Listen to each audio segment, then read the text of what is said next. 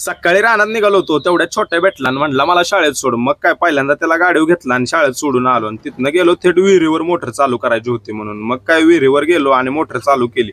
बांधावून निघालो होतो तर ह्या टीतनं पाणी वाया जात होतं. मग काय पानं घेतलं आणि तबगडी घेऊन गेलो तिथं. कॅमेरा केला सेट आणि हातात होतं घड्याळ. आपण शेडगत रानात जातो ना, मग काय घड्याळ काढून ठेवलं आणि तबगडी घेतली आणि पानं घेतलं आणि नट खोलून ठेवली आणि रबर पॅकिंग ठेवून त्याच्यावर थळी ठेवली आणि पानं घेऊन नट लावायला सुरुवात केली. आता मी टी आवळतोय तोपर्यंत तुम्ही आपल्या व्हिडिओला लाईक शेअर आणि सबस्क्राईब करायचं तेवढं विसरू नका. फायनली पानं घेतलं तर आणि आवळायला केली सुरुवात.